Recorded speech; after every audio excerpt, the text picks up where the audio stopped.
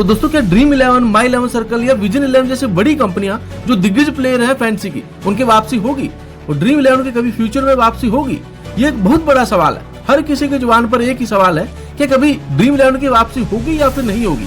दोस्तों देखो, कभी भी इंडिया में आपने देखा होगा कुछ भी चीज एक बार बैन होती है ना, तो उसको रेगुलेट करके दोबारा स्टार्ट किया जाता है। यदि टिकटॉक चाइनीज कंपनी को बैन किया तो उसके बाद में आपने देखा होगा कि गवर्नमेंट ने अपने जो काफी सारे ऐप्स लेकर आई थी, हालांकि वो ऐप जो है सक्सेस नहीं हुए। जो इंस्टाग्राम है उसने रील्स को निकाला और रील्स जो है सक्सेस हो गया और रील्स हाईलाइट हो गया। तो टिकटॉक का भी दोस्तों एक अल्टरनेट आ गया है और ड्रीम 11, विजन 11 या माई 11 सर्कल जैसे ऐसे जो ऐप्स है ना, उनका अल्टरनेट यदि आता है तो अभी आपने देखा होगा दोस्तों बहुत सारे ऑफशोर प्लेटफॉर्म जो है आ रखे हैं। लेकिन ये गवर्नमेंट को भी पता है कि यदि गवर्नमेंट जो है इन्होंने कोई भी अल्टरनेट इंडियन ऑप्शन नहीं निकाला तो ये जो ऑफशोर प्लेटफॉर्म्स है ये जब बैंड बजा देंगे इंडिया के अंदर। क्योंकि देखो, इंडिया में क्रिकेट को पूजा जाता है, क्रिकेटिंग सीजन लगातार होता रहता है। अभी आईपीएल चल रहा है, आईपीएल खत्म होगा, जस्ट उसके बाद में women's T20 world cup start हो जाएगा और एक एक दिन में 3-3 मैचेस वहां पर भी होंगे। तो वहां पर भी ऑफशोर प्लेटफॉर्म छाएंगे तो गवर्नमेंट को वहां पर बिल्कुल बेनिफिट भी नहीं हो रहा और एक पैसे का टैक्स गवर्नमेंट को नहीं मिल रहा है। और दोस्तों बहुत ही ज्यादा तेजी से वो ऐप्स जो है इंडिया मार्केट में छा रहे हैं। उनको कोई फर्क नहीं पड़ता कौन सा लो क्या प्रोगा होगा, क्योंकि उनके ऊपर कोई एक्शन नहीं ले सकता है। वो आउटसाइड इंडिया से वैसे भी डील करते हैं और जो यूजर्स हैं उनके ऊपर गवर्नमेंट ने कोई एक्शन रखा भी नहीं है। तो क्या दोस्तों ड्रीम 11 वापसी होगी?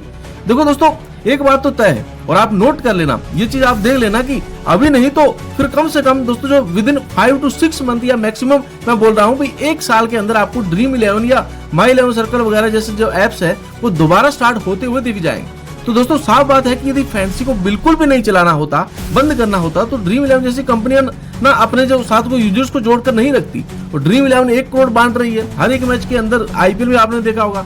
और यार एडवर्टाइजमेंट में इतना रेवेन्यू नहीं होता है। मेनली दोस्तों वो 1 करोड़ हर एक मैच में क्यों बांट रही है? क्योंकि वो चाहती है कि हमारे यूजर्स हमारे साथ जुड़े रहे, क्योंकि उनको भी पता है कि रेगुलेशंस के बाद में बहुत सारी चीजें चेंज होने वाली है और फैंसी पक्का वापसी होने वाली है। और दोस्तों देखो, सुप्रीम कोर्ट में ऑलरेडी जो है ये केस चल रहा है। गवर्नमेंट क्यों दोस्तों ड्रीम 11 को वापस नहीं लेकर आई? दोस्तों देखो, सबसे बड़ा मुद्दा तो इसमें यह था कि भाई जीएसटी का था। 40% जीएसटी गवर्नमेंट मांग रही थी और जो कंपनीज है वो रेडी नहीं थी 40% जीएसटी देने के लिए। उन्होंने कहा था कि 40% जीएसटी हम यहाँ पर अपना जो बिजनेस रन नहीं कर पाएंगे।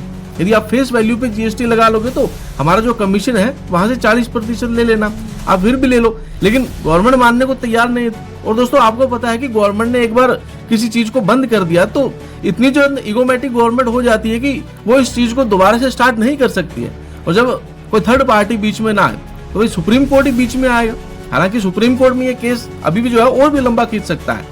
और मैंने दोस्तों आपको बताया भी था कि देखो, यदि 19 मई को हियरिंग नहीं होती है तो फिर इसकी हियरिंग डेट बहुत लंबी जाएगी, क्योंकि 19 मई के बाद में मई में कितने दिन रहेंगे, उतने दिन में तो कोर्ट की जो केस नहीं मिलेगी, क्योंकि अभी तक नहीं मिली तो फिर अब क्या हियरिंग होगी। और पूरी जून में तो दोस्तों कोर्ट है जो उसके वेकेशंस है, समर वेकेशंस है, और जुलाई में भी 12 जुलाई तक वेकेशंस है।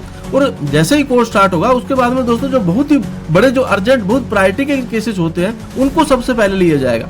तो या तो जुलाई के लास्ट में या फिर अगस्त तक दोस्तों इस केस की सुनवाई होगी और सुप्रीम कोर्ट से ही सारी नजरें हमको लगानी पड़ेगी। लेकिन ये तय है कि देखो अभी ड्रीम 11, माई 11 सर्कल जो फ्री टू प्ले में आपको खिला रहे हैं ना, फ्री टू प्ले में उसमें अमाउंट बांट रहे हैं, बड़े बड़े प्राइजेस बांट रहे हैं, क्योंकि उनको पता है कि फ्री टू प्ले चला सकते हैं। और जो फैंसी है उसका कॉन्सेप्ट ड्रीम 11 ने लेकर आया था इस पूरी दुनिया के अंदर कि आप जो अपनी एक वर्चुअल टीम बनाओ।